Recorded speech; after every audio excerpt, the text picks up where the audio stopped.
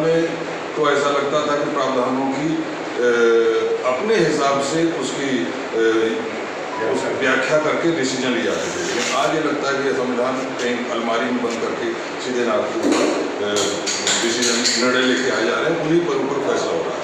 आज जो सरकार है, आप सोचिए कि 14 से लेकर 19 तक उन्होंने वो उतने गलत काम नहीं किए, अपना एजेंडा पूरा करने का काम नहीं किया, जितना कि 19 का इलेक्शन जीतने के बाद कोरोना काल में उन्होंने अपना एजेंडा लागू किया। न्यायपालिका की मदद ली, कॉर्पोरेट सेक्टर तो उनके साथ है ही। न्यायपालिका के बारे में बताया कि किस तरीके से आप देखिए, धारा 370 का मामला हो, मैं धारा 370 हटाने का या नहीं हटना चाहिए उस पर मैं नहीं जा रहा हूँ, लेकिन धारा 370 हटनी थी तो संविधान में जो प्रावधान थे उनका पालन करते होना चाहिए, और उसके खिलाफ अगर एक याचिका सुप्रीम कोर्ट में है, इतने महत्वपूर्ण मामले में याचिका है, तो गवर्नमेंट का डिसीजन गलत है या सही है, उसका सुप्रीम कोर्ट को तुरंत फैसला लेना चाहिए। लेकिन आज तक उस पर कोई फैसला नहीं आया है, कम से कम उसको फैसला नहीं। आप सुप्रीम कोर्ट अगर आपको लगता है कि सरकार ने सही किया तो आप निर्णय दीजिए। वो इतना बड़ा मामला आप लटका के नहीं रह सकते, क्योंकि सरकार न्यायपालिका भी उनके हिसाब से काम कर रही है, कॉर्पोरेट सेक्टर उनके साथ है, मीडिया उनके साथ है।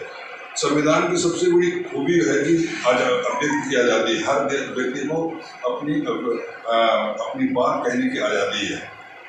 लेकिन आप देखिए कि आज क्या है कि आप एक संस्कृति के समर्थन में, एक विचारधारा के समर्थन में अगर आप बोलते हैं तो आपको उस बात कहने की सारी आज़ादी है। उस विचारधारा के खिलाफ अगर आप बोलते हैं तो आप देश विरोधी कहलाएंगे। जितेंद्र यादव जी के द्वारा यहाँ इस तरह की बैठक हुई, उसमें शरीक हुई, उनके निर्देशों के तहत यहाँ मीटिंग में विद्वानों को, मार्गदर्शकों को सुनने आया। उन्होंने आदेश दिया कि आप भी अपनी बात पूछें। इस मुद्दे पर इतने व्यापक और वैज्ञानिक तरीके से बातें जो आपने पढ़ा, जो एक भरे उसमें छूटे हुए, बड़ा वैज्ञानिक यथार्थ और पूरा मतलब रखता है जो आपका पत्र उद्देश्य है। फिर भी चूँकि आदेश है कि मैं अपनी बात रखूँ, तो मुझे उस पर सुनते समय, जहाँ तक मैं सुन पाया, उसमें कुछ आम जनता के कुछ मौलिक सरोकार अभी और शामिल हो सकते हैं।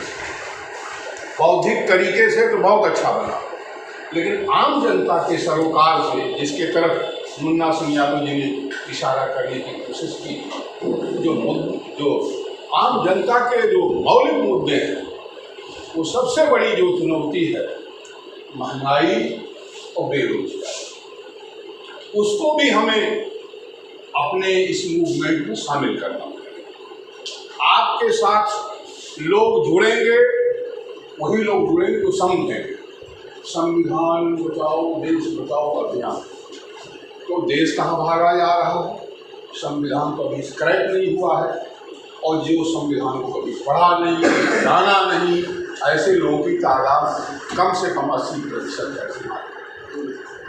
तो जोड़ना उनको है, ताकत हमारी वो है, तो उनको कैसे जोड़ा जाएगा? तो ये आपके सामने यक्ष प्रश्न, और जिस पर बहुत ज़्यादा विस्तार से चर्चा हुई, किसान आंदोलन। मैं किसान आंदोलन एक लाइन करना चाहता हूँ कि ऐसा लगता है कि किसान आंदोलन है, लड़ किसान रहे हैं, लेकिन वो पूरे भारत, पूरे गरीबों, पूरे बेरोजगारों का वो आंदोलन है। अभी आपने ट्रेलर देखा होगा,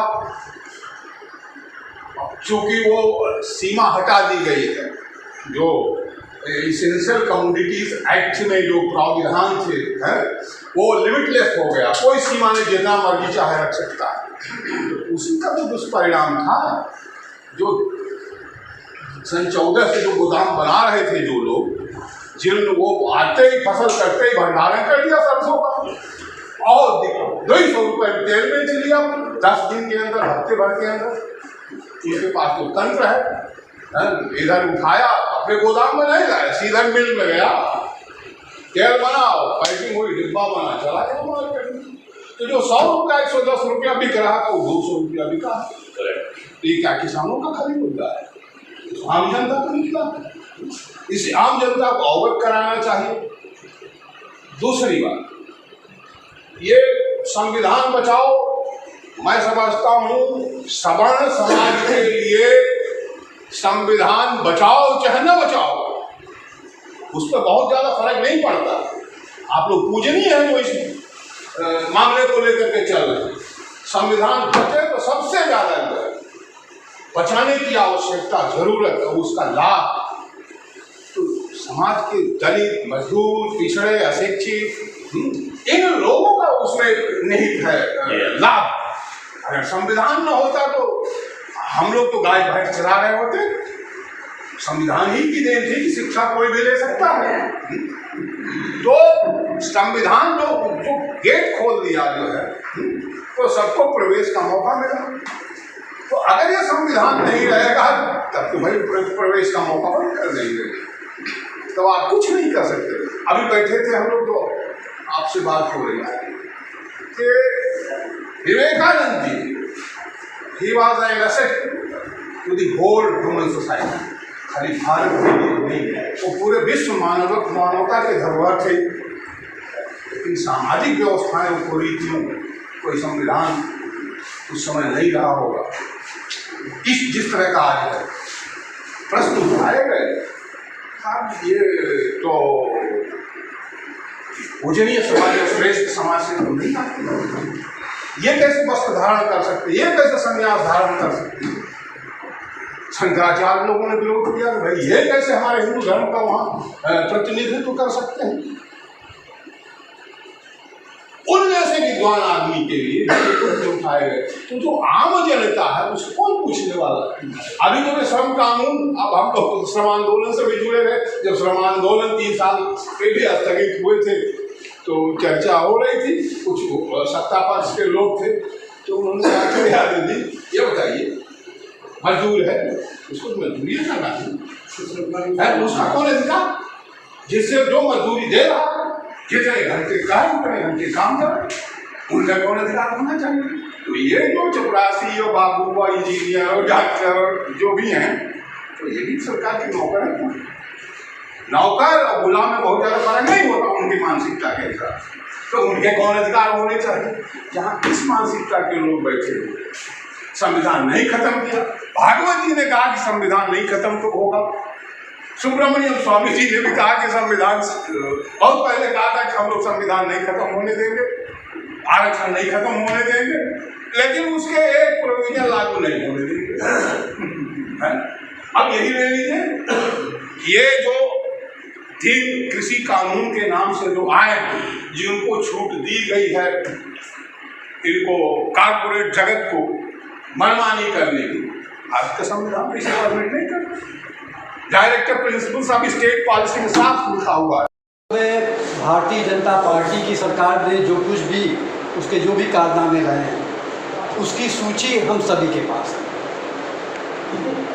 और उस सूची का कब कहाँ कैसे उपयोग करना है ये भी हम जानते हैं।